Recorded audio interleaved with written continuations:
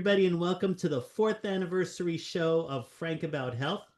I don't know the exact episode number, but I don't care. I am just glad that I made it 4 years, give or take a few hiatuses here and there. But in that 4 years' time, I was an embryonic sac when it came to COVID, and I managed to branch out into becoming a healthcare advocate for many of the people that have been on this show, including today's special guest.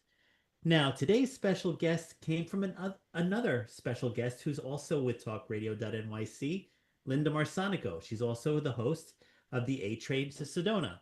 Now, actually, both I and Deepak were on that show, but Deepak in particular has been a regular. And based on the topics that we're going to talk about on today's episode, he was definitely a must have for Frank About Health. And she was very much what's the right word? Forthright about having Deepak on the show because his long-term goal is to be a centenarian. So we'll find out the secret to that intention during the hour. As far as the disclaimer is concerned, this is a health show. We will be speaking to Deepak Saini, who is the host of his own health system, the Deepak Saini Health. Actually, what do you call it? Deepak Saini Vitality? Oh, My yeah, sorry. Founder of Deepak Saini Health and Vitality Unleashed, which is your coaching program. Two Correct. distinct things, but they're both health related. All right, and that being said, he, like me, are health advocates in our respective platforms, and I couldn't think of anyone else to be the proper guest for this fourth anniversary show. As far as the disclaimer is concerned, they are the talks, they are the points and topics and views of Deepak Sani and myself, not of talkradio.nyc, and rather, hopefully, food for thought for all of you out there who are interested in finding better ways to optimize your health, whether it's emotionally, spiritually, physically, and as we'll learn later on, financially as well. So that all being said, Deepak, I know you're in Canada, 2 hours behind us here in New York, but when it comes to healthcare, it doesn't matter what time it is. Welcome to Frank About Health, and I'd like to know more about your story.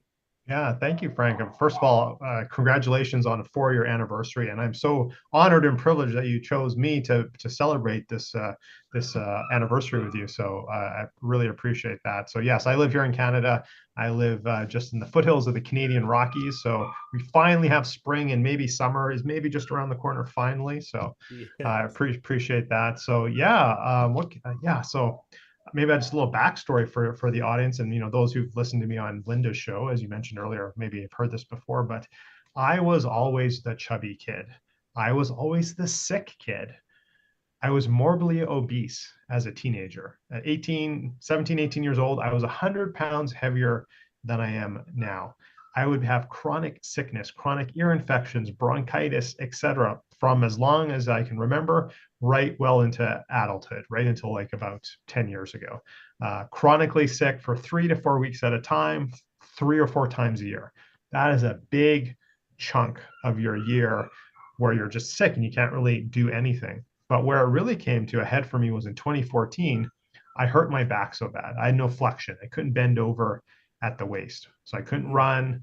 I couldn't golf anymore. It's very painful getting in and out of a chair, including the toilet, putting on your socks, etc. But the Oh, actual low point, I couldn't pick up my youngest daughter. She was a baby at the time. She was like a couple months old. I couldn't bend over and pick her up out of her crib. So that was my mm. really my low point and led me to trying to heal myself. You said I'm here in Canada, a little bit different medical systems, but I'd like to say the Western medical system in general did me no favors.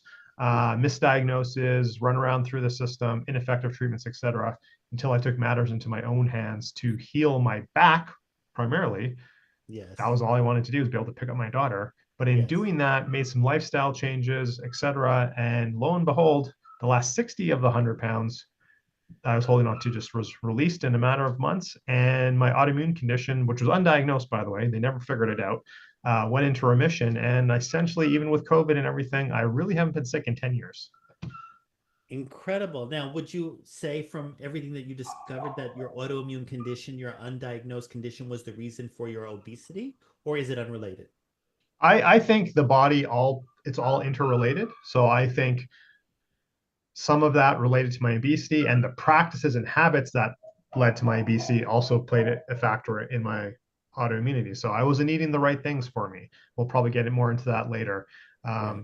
Had poor lifestyle habits, not only nutrition, but sleep and all these sorts of things, stress management, automatic nervous system also played a role in my hormones. And then, obviously to be able to, keep that weight on as well. So yeah, I think the body's totally interrelated. So you must have been almost like the father in your own right of comorbidities from what you were describing. And we're talking, what, a decade's worth of comorbidities as you were dealing not just with your weight issue, but also with your back and however chronically ill you were from different illnesses that you may have gotten from infections or whatever. I mean, I obviously when anyone is morbidly obese, they're more susceptible to any kind of comorbidities that could occur. Oh, absolutely, 100%. And again, that's probably why I get so sick all the time. And obviously, I'd hurt my back, and that was challenging the movement, as I mentioned earlier. But in my mid to late 30s, if you looked at me, like I was moving around, like like I looked like I was an 80 or 90-year-old man just trying to move around, my home or at the office or what have you. So yeah, definitely. I wasn't forthright enough. I didn't have the mindset to like do proper testing and have some benchmark. Right. It wasn't until after the journey where I was like, geez, I should really see where I'm at. No one ever asked me these questions. No one ever asked me about my nutrition or lifestyle factors. I didn't have any blood work. It's just like, here, take some antibiotics, take some antibiotics, take some antibiotics. That's all I ever got. So I don't really have a proper journey, the start. It wasn't Right. until after where I was like, okay, I know I'll need to start quantifying these type of things. So would you say that part of not being guided appropriately with your medical care stemmed from the way you already appeared in public? They probably didn't take you seriously enough to really help you in understanding what your problems were and how they could be treated? Is it more of a perceptual issue versus an actual clinical way that you were treated by the That's an system in interesting Canada? question, Frank. We could probably dovetail in that rabbit hole for the whole conversation. I would say there's probably some perception of that. Mind Okay. you, some of my doctors were just as overweight as me. Maybe not as obese, but I really think the root cause is the medical system itself. You have 7 minutes to see your doctor. So what do they, all they have time to is write you a script, right? So I think it's really the medical system, and obviously we have different overall systems: Canada, U.S., U.K., wherever anyone's listening from. But the fundamental of the Western medical system is essentially the same, is Yeah. pharmaceutical based. So they weren't asking the right questions, but I also didn't know how to ask the right questions either. So part of that is on me as well. I wasn't educated because we don't learn that in school. My parents didn't teach me that because they didn't learn that, so it's an ongoing thing. Well, I think you and I can relate on this in many different ways, particularly because I suffer from chronic illness as well, or rather, I've been living my life with epilepsy for over 40 years now, but ironically, the last 25 or so, I've been seizure free. But I know what it's like to be an epileptic while conscious. There are different behavioral patterns and shifts that occur with me, both psychologically and neurologically, and I think that's why I became a vigilant advocate for removing the stigma from epilepsy. That was what brought me to talkradio.nyc a few years back. However, the thing is that you were dealing, as you said, with chronic illness and chronic obesity. It's just that when that becomes your chronic way of life, it's unfortunate the way the Western medical system is, it looks as though you're used to living life this way, so we don't really have to thoroughly investigate what your needs are. That's kind of the way I receive my signals from my doctors. I mean, it's sad to say, but I do deal with very professional individuals, especially here in New York at NYU Langone Health. And the way I communicate with them now, and I think my platform, Frank About Health, has enabled me to do so, is I treat them as that, okay, I'm the patient here, I'm a case, but we're going to be collegiate about it. I'm your colleague now. These are the symptoms I present with.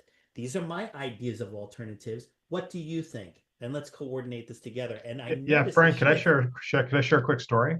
Oh, So sure. before I hurt my back, I was trying to figure out this autoimmune thing. I was sick and tired of being sick and tired all the time. So, I went to go see my GP at the time, and he's like, "Wait, well, you got young kids right there in daycare?" And I was like, "Yeah." He's like, "Yeah, you can just expect to be sick for the next 5 years because they're going to pick up stuff." I'm like, that was his answer. And that's when I knew I had to fire him, essentially. So, Yeah. in Canada, you don't really fire a doctor because it's all socialized medicine. But I was like, okay, I need to find a new doctor. And then that got me working with like a naturopath and several. But to your point, Frank, now the relationship, and it's hard to find these, there's more and more, they're getting more educated. But now I have that type of conversation with my doctor. It's like, hey, what about this? I'm looking at this type of thing. And my doctor now, to his credit, and he's still, in the system, he still fits that little box, but he's open-minded enough. He'll just tell me, he's like, you know what, Deepak, I'll be like, what do you think about this for this peptide protocol? Do you think this would help me? He's like, you know what, Deepak, I don't know anything about that. You're more educated than me, so I don't have any opinion. I can't really say them. Okay, cool. At least you're honest about it, as opposed to some other people who might be like, that's hogwash, or that's science, that's not science, or something, rubbish, or whatever. He's honest. He's like, I don't know anything about that. Like, I It can't sounds offer like the anything. doctor doesn't like to be challenged. No, he's open to receiving that, but he's honest about where he actually doesn't His know. It's like, limitations okay, of it. cool, that's fine. I'll go find my answer somewhere else. Interesting. But you know what? I think it's the same across the board, even if you're not suffering from chronic illness. We all have to own our healthcare. That's what I tell everyone every week on this show. Because I mean, as life goes on, whether it's here in the US or over there in Canada, with technology and with a lot of disruptions, like COVID was a big disruption. Um, there's no other answer than your own judgment and your own intuition. You just hope that the doctors you find can work with that information, and together you both build a bridge to get to the right pathway or solution to whatever is ailing you. Now, the thing is I think we're close to a break, but I do want to say to everyone out there that you're about to, in the second section of this show, talk about a pathway that you created for yourself. In fact, I named the episode after that solution. Let me just say it correctly without providing any misinformation here. Time to Thrive, T-I-I-M-E. Aging strong and living long. So, ladies and gentlemen, when we return on this fourth anniversary episode of Frank About Health, Deepak will go into his time methodology as to how he was able to get out of the rut of chronic obesity and the back problems and everything he was just describing in his story, and now own the whole master of his future destiny, which is to be a centenarian, right? You want to live 100 plus. 100 That's your plus, goal. absolutely, and healthy, not at a home with tubes up my nose. Living 100 plus healthily. Exactly. No need for advanced directives except for the ones that you create for yourself. All right. That all being said, please stay tuned right here on Frank About Health, both on talkradio.nyc and on our YouTube, LinkedIn, Facebook, and Twitch channels. We'll be back in a few. Are you a conscious co-creator? Are you on a quest to raise your vibration and your consciousness? I'm Sam Leibowitz, your conscious consultant, and on my show, The Conscious Consultant Hour Awakening Humanity, we will touch upon all these topics and more. Listen live at our new time on Thursdays at 12 noon Eastern Time. That's The Conscious Consultant Hour Awakening Humanity, Thursdays 12 noon on talkradio.nyc.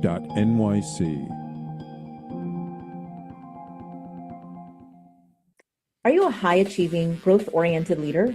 Are you interested in developing your authentic leadership while creating a healthy, inclusive workplace?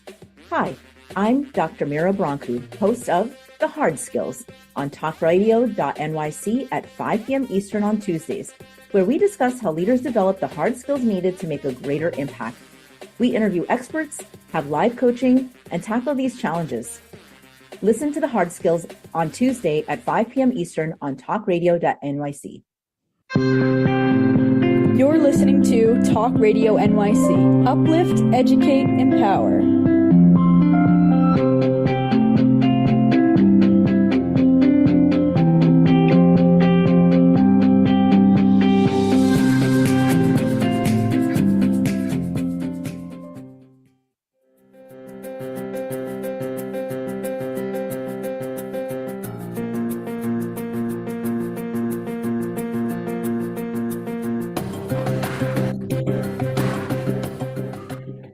Hey, everybody, and welcome back. As I indicated, the time to thrive.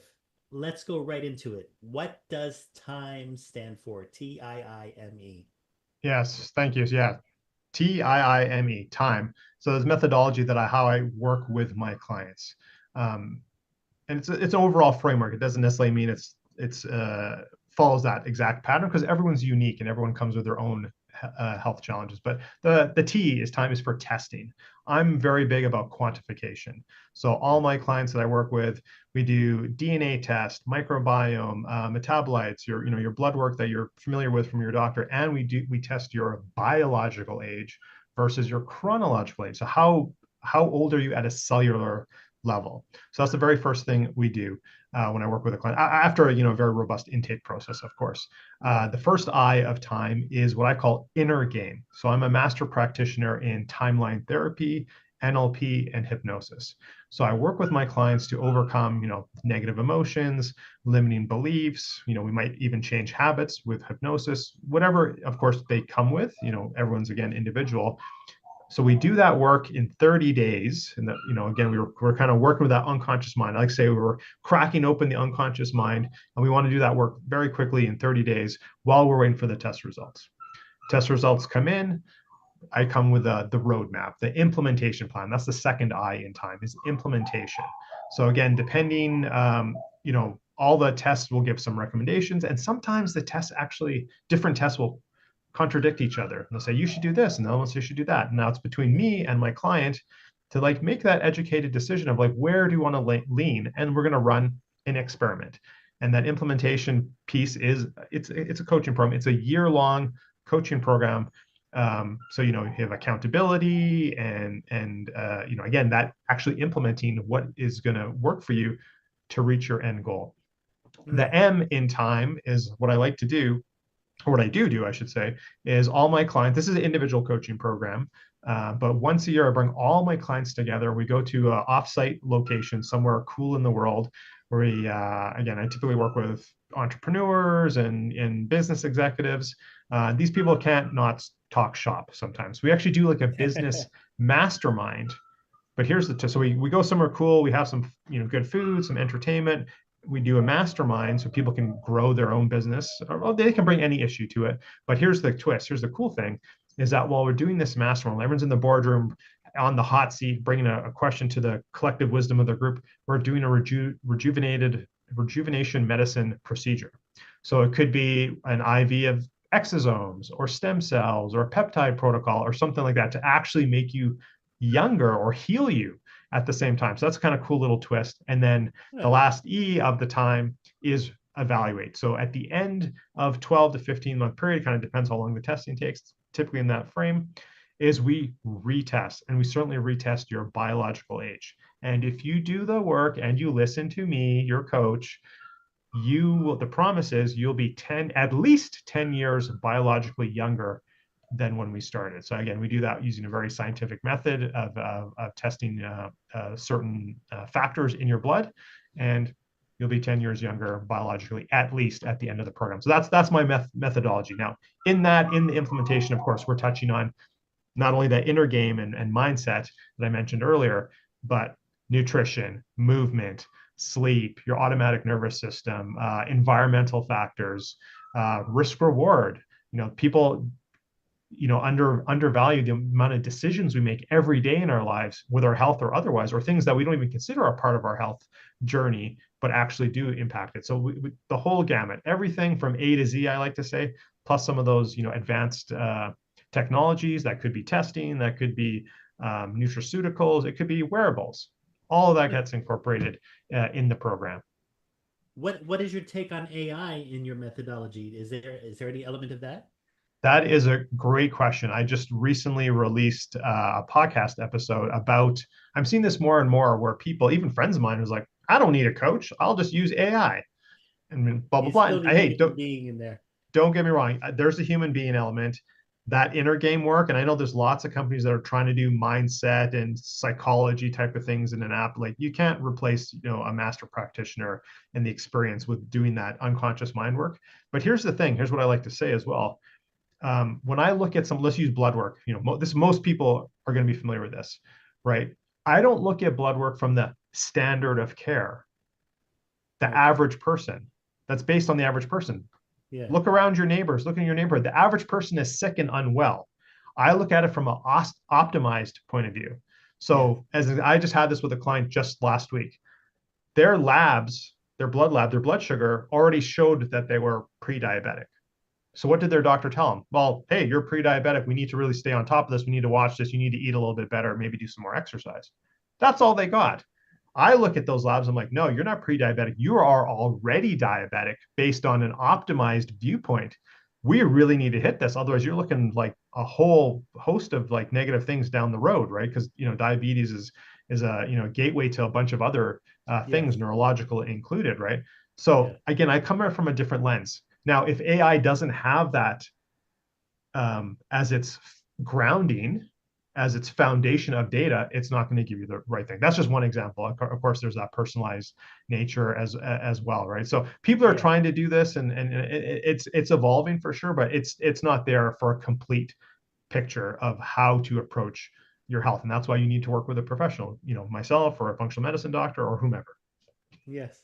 This reminds me of the old thing they used to do. I think it was Dr. Oz, the real age. Do you know what I'm talking about? The real age program? I'm They not would determine. familiar with that. No. Oh, okay. Well, again, that was here in the United States, and we're talking about in the 80s and 90s. So the thing is that what you would do is you would look at your chronological age, you'd answer a survey, and see if you're a certain number of years away or ahead of your chronological age based on your quality of life, your nutrition, your blood pressure, your heart rate, all of that stuff. And then from what you just said, that with your program, people can then get up to 10 years younger. What did you say? Biologically. But biologically, at a cellular level, Not they're 10 years younger. chronologically. Yeah. That would be beautiful too. But the thing is that if you're biologically 10 years younger, that means that you won't have the same side effects or comorbidities that you were used to having when you were 10 years older biologically. Absolutely. So Frank, a couple of things, you bring up a good thing. So yes, I actually have a survey that I adopted from some other resources and put my own experience and working with my clients. And there's a bunch of factors. There's like 60 questions or something, 57 to 58 questions on my survey that if you do this, it's like add 1 year. If you do this, take away 2 years. And it gives you a gauge of where you're at. Now that's just a gauge. Like, again, I like to quantify it. That's why I like to do the blood test certain markers to really see. And there's a lot of apps going back to AI. I did one last week where like I took a picture of my face and it just said, oh, you're 2 years younger biologically than your chronological age. I'm like, okay, that's great, but like I'm going to test the blood result a little bit better than I think just a picture of my face. But yeah, so there's tons of lifestyle factors that move you in the right direction for sure. And we're just using the test to really quantify those lifestyle changes that you are implementing. Well, that kind of goes back to even when I saw your appearance on Linda's show.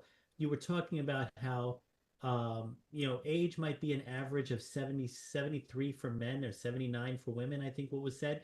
But we know that women and men are both outliving into their 80s and 90s today, and the potential to be over 100 is pretty much there. A lot of people would give credit to the technological innovations of different medicines or even genetic testing or anything else that has been more engaging since COVID than has been prior years.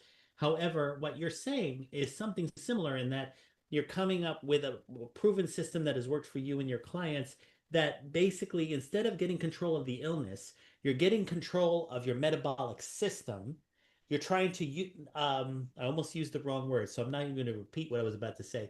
But the thing is, you're trying to make it more youthful so that way you can reach age 100 or even get to age 125 because you're now living the life of someone in their 40s and 50s, let's say, while you're in your 80s and 90s. Yeah, absolutely. That is the secret to your sauce in this case, right? It is. And Frank, I just want to make this distinction as well for the audience. The average age, as you said, 79, 73, whatever, we're talking lifespan. I'm talking about health span. Right? Yes. There's no point living to 100 if those last 30 years are in a home or crappy experience, right? I'm talking about a health span, right? We want to have like that. I call it, can't show you a graph here, but there's kind of what do you call it? Traditional medicine. It's a curve where people really start to fall off in their late 60s and they kind of land in that 75, 80 range. Then there's, Yeah. sort of medicine 2.0. We have a lot of new diagnostic tests and some things, and we can extend that a little bit, but it's not that much. And you get a little bit extra in those last 5 years. So you go to maybe 85 or something, but it's like really the quality is low. I want to extend that area under the curve, really extend that arch so that, your 40s, 50s, 60s is still really high quality. And then when you do have that steep drop, it's at 90, 95, 100, 105, right? So we're still going to get the whatever we're going to get, cancer, blah, blah, blah, whatever. But isn't it better to get that at 90 or 100 than get it at 60? And yes, medicine can keep you alive for 20 or 30 years, but what's your Yes. quality of life? So it's about health span, quality of life. Exactly. Well, I'm a firm believer in that, in terms of being able to just make sure that you keep your quality of life high enough so that you can maximize your potential no matter what your age is. I've seen that personally from my father, particularly. He's 94, or about to be 94 in August. And he got prostate cancer, I think, around in his 80s. And he's been recovering with side effects, but he's still here. And I know it's because he took good care of himself while he was in his younger years, that even though he's 94 and living with a stage of cancer that would be controllable at someone in their 60s, it's not the concern that he's going to die from prostate cancer. It's concern that he may die from other disorders that become comorbid as a result of the medication he's taking. For sure. Or other things like that. So it is about having an active stance in your thriving in life to get to that centenarian goal, but more importantly, to really learn more about your system. Oh, okay. Are we headed for another break? Oh no, I don't think so. I thought I saw the indicators for that. Either way, I just did 2 minutes to break. What I wanted to also say is that this time methodology, was this the motivation for the podcast that you created? No. Just on the podcast really quick. So Okay. I've been listening to podcasts since day one, like early days when people didn't even know what podcasts were, like going back way, way, way back, right? 15 years or something like that. I always wanted to do one. And twice I tried to start one, and really I wanted to do a job with it, and I had little starts and I never did it. And honestly, it was just only three years ago where one of my business coaches was like, "You're ready, Deepak. Like you have a message, you need to get it out there." And he kind of just gave me a kick in the bum to do it. And as I was sharing offline, even though I'm all about health, I don't want to keep myself pigeonholed, so I just have fantastic, I like to say, exceptional conversations with exceptional people. So I have people, obviously doctors and health people and crypto experts and what have you. So to answer your original question before we had to break here, the time methodology was not necessarily tied to the podcast, but I certainly talk about things that we've talked about with guests on the podcast. All right. Well, speaking about podcasts, we're about to take our second break. So here we are on the 4th anniversary episode of Frank About Health with Deepak Saini, and we will be back in a few. Stay tuned. Hey everybody, it's Tommy D, the nonprofit sector connector, coming at you from my attic. Each week here on talkradio.nyc, I host a program, Philanthropy in Focus. Nonprofits impact us each and every day, and it's my focus to help them amplify their message and tell their story. Listen each week at 10 a.m. Eastern Standard Time until 11 a.m. Eastern Standard Time, right here on talkradio.nyc. Hi, I'm Linda Marsanico. The A Train to Sedona is a memoir about my journey to love and compassion. It's also the name of my new broadcast on Wednesdays at 12 noon. When we are spiritual, we embrace possibilities and ideas, which strengthen our mind, body, spirit, health, and wisdom. On the A Train to Sedona broadcast, I plan to interview guests who embrace these expansive practices. Join us on Wednesdays at 12 noon on Talk Radio New York City.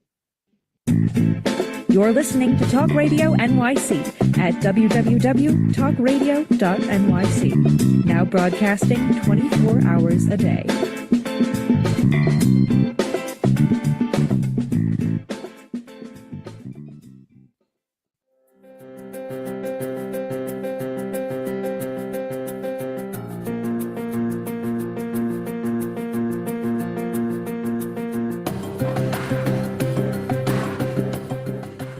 Hey everybody, and welcome back. So another one of your programs is Vitality Unleashed. Explain to the listeners and viewers out there how that program works with your clients or even for yourself in maintaining your quality of life. Yeah, so in the last segment we talked about the time methodology. So the time methodology is basically embedded in the Vitality Unleashed program. So that is the methodology in the program. So those are very, very uh, tied together. Um, Essentially, I do all those things myself. There's obviously, it doesn't matter who, myself included, there's a limit to my resources. So there's tons of things I would love to do for my longevity that I can't do, but I do what I can for, and I practice what I preach. Uh, just the other day, I released a little YouTube short of a new supplement that I'm trying. So I run experiments on myself, whether it be products or services or have you myself to be the guinea pig. And if I won't use it or my family won't use it, I don't recommend it to anyone. So I'm always doing little experiments like that, trying new things, doing crazy, quirky things, because I want to bring the best. And not that everyone's one case of what works for me might not work for you, Frank, and vice versa, but I want to make sure that I'm putting forward quality concepts, services, products to my audience, whether they be my actual clients or just people virtually who follow me. I want to give them quality advice. So I'm always checking things out. That's cool. That's cool. I mean, is it a program that people participate in once they sign up with you, or is it actually available online? Is it a course, a webinar series? How does the Yeah, so program? the Vitality Unleashed program is a one-to-one coaching program. It's a very high touch point, very in-depth. As I mentioned, we're doing testing where, there's Yes. accountability. We're meeting like every 2 weeks to make sure everything's being followed. We retest later. It's very, very high touch point, one-to-one. For sure. Now I do have other services. I do have a course that I used to run as a group coaching program. I've stopped doing that. That's available. Essentially, the core materials as a self-paced course at a lower price point. I mentioned I'm a master trainer in those 3 modalities, so I have some hypnosis tracks that people just want to, stop smoking or vaping or sleep better. They can just purchase. They go, hire me to do that one-on-one with them as a one-off, or they can, download that track. So I do have things at different price points, but the Vitality Unleashed program is a high-end one-to-one coaching program. All right. Now, I know that in your website you talk about optimizing not just your physical and mental and I guess spiritual health, which you talked about with Linda. But where does the financial come in? This I'd like to know because for me, financial equates to my mental health. I've been on high levels of stress when I see income or reserves depleting quickly when they shouldn't be, based on different interruptions and disruptions that have occurred in my life in my particular case. But there are a lot of people with financial difficulties as a result of here in the United States. I'm sure you've heard about tariffs being implemented. Oh, we're getting it way more than you guys are. Trust me, as Canadians, all our products come from you guys, so like, we have our costs have gone up. But anyway, we don't need to get political here. Well, But either way, yeah, I definitely want to stay away from the political, but that obviously is stressful. So, is your financial optimization program, which I presume is under Vitality Unleashed, related to minimizing your stress levels and mental health, or is it actually work to help you manage your money more effectively? How do you coordinate that? great question, Frank. And it's actually both. So I'll explain both. So in the Vitality Sure. Unleashed program, which is a health coaching program, again, we're working with the unconscious mind. So we're getting over the negative emotions, limiting beliefs. When that work is done, and that portion of the work, I can't guarantee that you're not going to get cancer or something. I can't guarantee that, you're going to live to 120, but that inner game work with the unconscious mind, I actually 100% guarantee that portion of the work. So when you are unburdened by those limiting beliefs and negative emotions that came from your childhood or your parents or even intergenerational past generation, Yeah. you show up so much better, not only in your personal relationships, but you show up in your work, whether you have your own business or you're working in a corporation or whatever.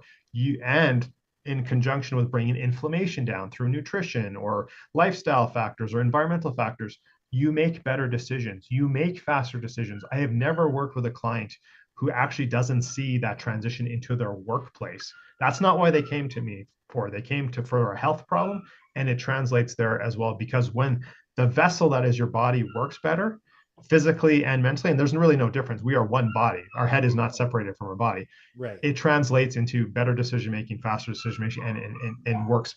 You see an increase in your productivity, which translates to dollars. Or if you're a business owner, it actually translates to the bottom line. That's the first one. So and probably the most important. I have another, and we don't have to delve into this, and we didn't talk about this all, but I've made all the mistakes an entrepreneur can make starting my business. I used to be a CPA by first profession, and then we talked about my health journey. That got me to doing what I'm doing now. Yeah. Many younger, not younger by age, but like newer entrepreneurs who are trying to step into this world to share their mission, to share their special gifts with the world, often struggle with business. So I taken from what I've learned in the business world, 20 plus years in the corporate world and accounting and finance, plus what I've learned in marketing and how to run a business in my own business. And I actually also do business coaching with entrepreneurs. They're not always health entrepreneurs, quite often they are, but not always, and actually help them grow their business. So there's that financial piece too. And again, using that unconscious mind for them to become the person who is ready for success, right? It's all up here. My entrepreneur clients, my business coaching clients, we don't go 20, 30% sales growth. We go 2 or 3 or 5x growth, because now they're the person who's capable of handling success and handling the amount of money that they actually say they want. Many people want to be a millionaire or whatever the case may be, but there's those limitations at the unconscious mind level holding them back. Once we've unshackled them, now they can ask for the sale. Now they can charge what they're worth, et cetera, et cetera. So there is both that true financial component as well as being more healthier mentally and physically to make better decisions, how that shows up in your employment. So I guess I could say, if, for example, when I was going through my mini upheavals, which is what I call them, and I was watching money deplete faster than it should have, that was more of a reflection of how I was feeling internally, and I was not addressing those issues. I will say I was dealing with the grief of the death of a dear friend of mine who had been a regular on the show and who was literally entering 2025 with a lot of hope and optimism, especially in her career and stuff like that. So there was the grief that probably slowed me down, and I started noticing the impact of that on my budget, on my bank accounts, on the cash flow numbers dipping. So it's more of understanding that your finances doesn't define you. It's a measure of your state of mind. And I think probably what your excuse me, what your program is offering is for us to reframe our state of mind so we can have consistency with our finances, even when we're on downtimes. Absolutely, 100%. Nice. Well, I think I even told you this before the show. You may have me as a client in the near future, but of course that's going to depend on my budget. But of course, when the timing is right. Oh no, we still have time. I thought we were ready for another break. What else would you like to tell us about what your program offers, and how does it coordinate with the healthcare system in Canada? You did say when you were going through your problems that you did not find your system. Yeah, great question. So, and I just want to preface, like, I work with people all over the world, mostly Canada and the US. Probably half my clientele is in the US. Okay. So how I work with, again, for those Canadians, right? Canadians, I don't want to generalize, but they have this mentality like socialized medicine, I paid my taxes, et cetera, right? So I work with you and your health practitioner. You might have a personal trainer already. Great. We'll talk about the movement piece, and movement is more than just going to the gym or just running, right? But I'm not there with you, training you at the gym, right? Right. I work with whomever you work with, and that includes your GP or maybe your functional medicine doctor or what have you, right? Everyone has their specialty, and you want to think of me as, well, I have a ton of skills, as I've already mentioned, and certifications, et cetera. Think of me more of a general contractor, right? I'm not doing the drywall, I'm not doing the painting, but I'm going to make sure all these things coordinate. And where I need to roll up my sleeves and do it, again, that inner game work as an example, I'm going to step in and do that. So whomever you're working with already, and a lot of times people have this limitation of, I guess I would say it's mindset. It's like, well, I'm already addressing my nutrition, I'm already addressing movement, I go to the gym. It's like, that's great, but what about all these other like dozen things, 50 other things, right? Like, will exercising, and I'm going to just pick on exercise because that's what most people understand. Will exercising properly help you sleep better? Absolutely. Are there other things that go into sleep? You bet. Will exercising, help with body composition? Yeah, probably to some degree, but I would argue nutrition is a bigger piece of that, plus sleep and a bunch of other things. So again, the body is complex, and there's literally, um, you know, hundreds of functions the body does that one could really tweak. If we want to boil it down to something more manageable, let's call it like 30 or 40 different things. Right. So focusing on one or two, that's a great first step. That's awesome. And I applaud anyone for doing anything around their health, but it's not always a complete picture. But again, it depends on your goals, your budget, etc. So yeah. Nice, nice. So I guess indirectly, I could see why now you were a perfect guest for the A Train to Sedona, because it sounds like it's coming from a spiritual place. I guess when you were dealing with your crisis points, you wanted to find a solution that only you knew how to create to get yourself out of the rut that you were in. You didn't speak much about spirituality other than in the beginning of your time on that show. So I hope Linda out there, if you're watching, you don't mind that I ask him one of the questions that I think would be appropriate for the A Train to Sedona, is that how do you use your practice, your vitality program, or even your podcast as means to keep you on the A Train to Sedona, that road to peace, inner peace and spiritual focus? How are you able to do that for yourself? That's a great question. I'm going to take a little bit step back. I would say if you would have asked me asked me or even just looked at my life even 10 years ago, just like right after I overcame my health journey, right? A CPA by first profession, very logical, very not a scientist at that time, but like very scientifically based. I didn't know if spirituality, I kind of believe something, and my parents told me a bunch of stuff, but I don't really wouldn't say I was spiritual. That has certainly evolved and grown as you see. And I don't want to use the term this term lightly. Miracles, not only myself, not only with my clients, but just even other people that you just hear about, or someone so known, so and so. And then that practice of like meditation and breath work, and even using things like maybe psychedelics and whatever, that all these little pieces come. And I won't say I have a complete puzzle picture, but I'm starting to, I've built pieces of that puzzle. I've added to them. And again, I don't think it's a complete puzzle piece yet, but I've added to it. And I would say my spirituality has grown immensely. And again, that's a different look for every single person. But the things I'm more open to even considering or have a conversation about compared to 10 years ago is vastly different. I'm totally open to it. Like, that doesn't mean I'm going to believe everything I hear or that somebody tells me that they witnessed or whatnot, but I'm open to that now, where I wasn't 10 years ago. So yeah, my spirituality is completely involved. And part of that is, a finer understanding of the universe and the kind of the universal laws. And I think me and Linda talked about that. My own self, my own body, my own healing ability, and how that works. And then again, bring that back to meditation, breath work, et cetera, and how all these pieces of the puzzle all fit together. And sometimes you got to pull on one piece out and fine tune it, and sometimes it's another piece. So yeah, I hope that answers your question. No, it does. If anything, I would have to say that when anyone is involved in healthcare itself, even if you're a doctor, let's say, or obviously if you're a patient suffering from chronic illness, sometimes all you have is your own inner feelings to rely upon, whether they're your instincts or whether you call it God or whether you call it just where you're being led towards. So looking for that ray of light, that hope, whatever. I think that we all succumb to just generating or making stronger our existing spiritual senses that we have within ourselves. It's just that I'm with you. It's not about organized religion or anything. It's just a matter of having a sense of connection within the internal or external universe that you're surrounded by at that point in time, so that you can make meaning out of whatever morbidity or chaos that you might be going through, and being really in touch with finding the solutions that you probably can't find from outside. So you only have yourself to be innovative enough and entrepreneurial enough. Yeah, Frank, I'll just say this really quick before we head to break there. Yes. Working with the unconscious mind and, chakras or energy blocks, and people have different terminology for it, right? But when you unburden yourself of these trapped emotions, we often heal ourselves, or at least it's a help in using maybe actually a scientific methodology to assist with it.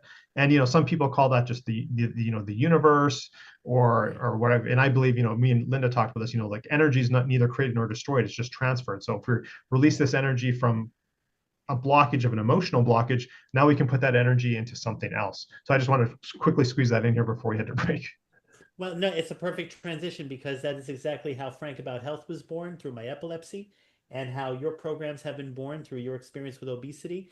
And when we get back from our break, we're going to recap a little bit what Frank About Health has done over the last 4 years in terms of reinvigorating change in all of us, as well as learn more about how people can get a hold of you and watch your program, as well as possibly even become your client at some point in the future. All right, ladies and gentlemen, please stay tuned right here on this 4th anniversary of Frank About Health, and we'll be back in a few. Were you an essential worker during the pandemic? If you needed to learn stages of epilepsy, did you depend on advocates? Did you use new innovations to cope with mental and neurological issues? Maintaining high quality of life and keeping good mental health are what we all strive for. I'm Frank R. Harrison, host of Frank About Health, and each week top healthcare influencers, professionals, and innovators answer these questions and more. Stay tuned on Thursdays at 5 p.m. on talkradio.nyc, and I will continue to be frank about health with all of you. Ready to serve up success with a splash? Hi, I'm Bruce Kramer, a.k.a. the Corporate Cockroach. I'm the Renaissance woman, Angie Snowball. And I'm your strategy doctor, Dr. Navtesh Desange, inviting you to serving up success with a splash. Join us as we shake things up with real talk and real strategies centered around awareness, action, and accountability. And yes, there really is a cocktail involved. Please join us and sip your way to success. Serving up success with a splash, where wisdom meets happy hours. Cheers! Cheers! Cheers! You're listening to Talk Radio NYC at www.talkradio.nyc. Now broadcasting 24 hours a day.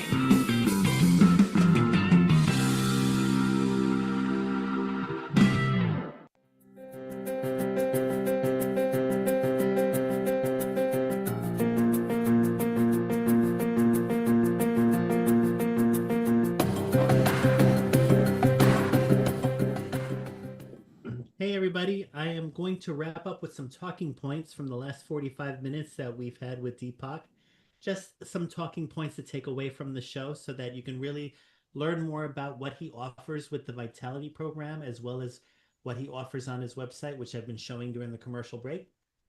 One such talking point: challenges posed by modern society, including misinformation and environmental stressors, have an impact on your health. The importance of self-advocacy and taking personal responsibility for one's own health is more important than ever. That's my own opinion. Alignment with Frank About Health's mission of promoting health optimization, while also with Deepak's mission of promoting vitality, is definitely the biggest tickets to self-advocacy and innovation. And Deepak's ongoing commitment to educating others through his podcast, The Deepak Saini Show, and his vision for a community empowered to pursue longevity, especially if your goal is to be a centenarian, is something that definitely I hope this show has given you to think about. That all being said, what else can you tell us about the show, to where that people can view it, as well as any special guests that you've had recently that maybe could entice some viewers after watching you on this show? Yeah, absolutely. So yeah, the Deepak Saini Show, my podcast, is found everywhere: YouTube, Apple, Spotify, etc.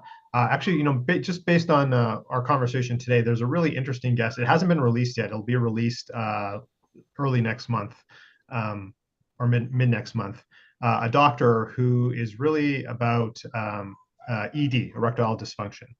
And erectile dysfunction is actually, he calls it, and I tend to agree with him, the canary in the coal mine. If we're starting to have problems down there, that's actually telling us we have problems in our heart and our vascular system.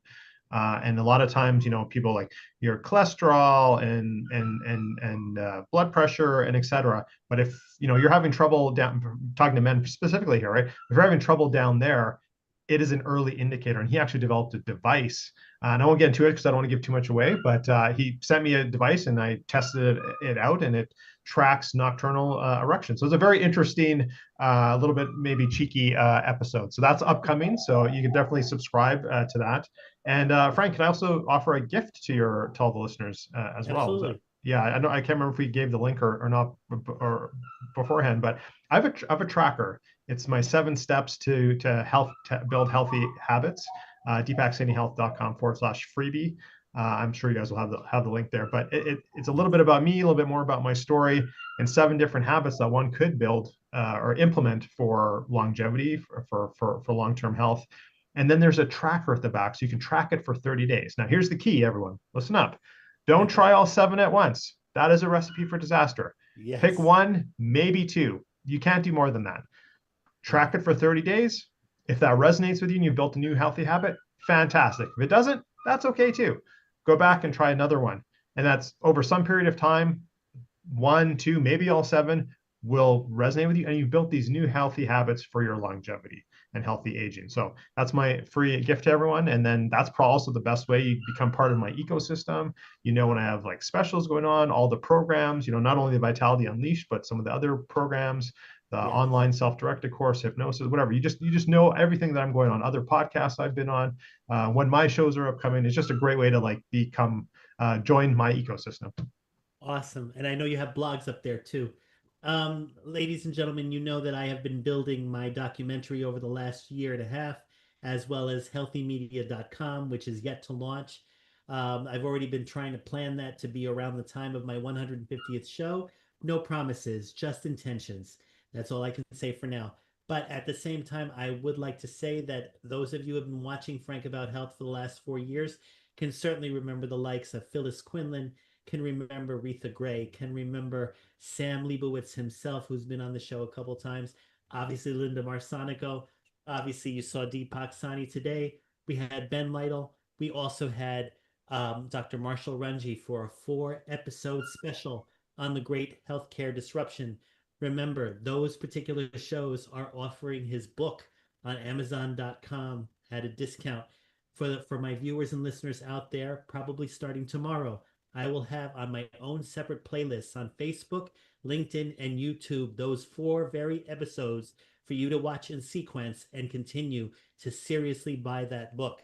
Because that is something I'm offering to you, Deepak, that when Dr. Marshall Runji comes on Frank About Health again, which I anticipate will be probably in early July at this point, I will be bringing back Phyllis Quinlan and also David Yang to just commemorate 2 to 3 months of what that book has created in terms of social impact in the healthcare system here in the United States. But more importantly, I would like you to be on the show as well. I'd be honored. Because he would have to be understanding what you've been talking about. And then, of course, I think your platform might be a good platform to continue promoting his book.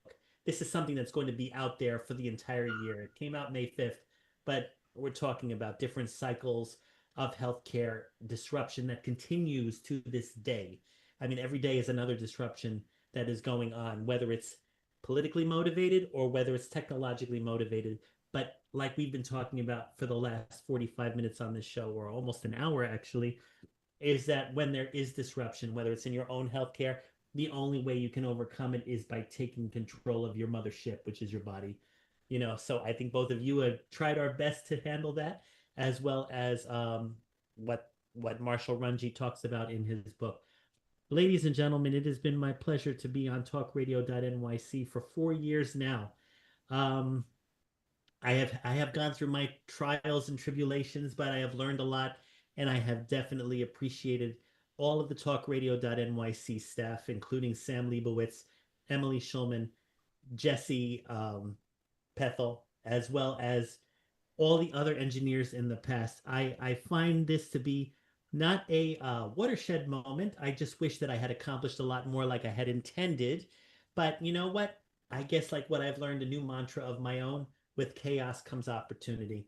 And that was one thing that I noticed when Dr. Marshall Runji had wanted desperately to be on Frank About Health, based on my reputation, which is much bigger out there than I had realized. So that was a nice little gift to me.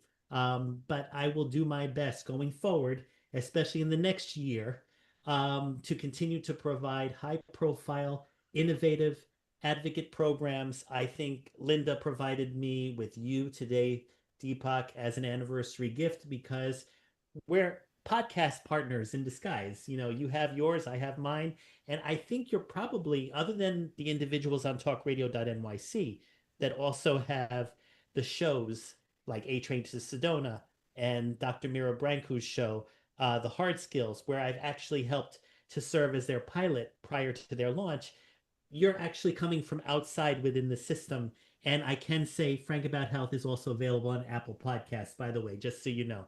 All right. I guess, I'm just doing my best to wrap up the show. I see we've got 2 minutes left. I want to thank you, Deepak, for being on this anniversary show. As I said, I will invite you back shortly with Dr. Marshall Runji, and I will be looking seriously into potentially becoming one of your clients. I definitely need to improve my optimization strategies for thriving because I am still dealing with disruptions that are going on, particularly with my cousin, who is now in a nursing facility, and it does weigh down on me. But at least when I deal with someone who can identify with similar situations, it's very calming and very relaxing, and knowing that there is a platform and a direction to take. So that's my way of thriving to live long. And I guess if anything, everyone at 6 o'clock, stay tuned for our next show, which is Success with a Splash. And then next Wednesday, another episode of the A Train to Sedona with Linda. And then after the Conscious Consultant Hour, next Thursday will be another episode of Frank About Health right here. And I just want to say thank you again, Deepak. Thank you to the audience out there. Thank you to our engineer, Jesse. If you have any questions for me or Deepak, please email me at frankrharrison1@gmail.com. And please share this episode with all of your friends after it gets archived on YouTube or LinkedIn. All right. I guess we're off now. Yeah, Frank, I appreciate you again entrusting me with being on your 4th anniversary show. So I really appreciate that. Yeah, whatever our paths cross in the future, I'm looking forward to that. That'll be fantastic. And yeah, I just want to reiterate, as you said, people can reach out to you. Reach out to me as well. I'm all over the socials. I have our links there. Download my free guide, and you join my ecosystem. You know what I'm up to, discounts of things, whatever type of thing. Yeah, and I really just whatever. I'll just leave this with the last bit of the audience is whatever your next step is, whatever you think it is, whether it's working with myself or someone else or a doctor or just doing it on your own. Just take one step. Take one baby step forward for your health. That's all I ask of the audience. Awesome. I couldn't have said it better. I appreciate that. All right, everybody. Thanks again for watching this episode. Stay tuned for Success with a Splash, and see you all next week. Bye.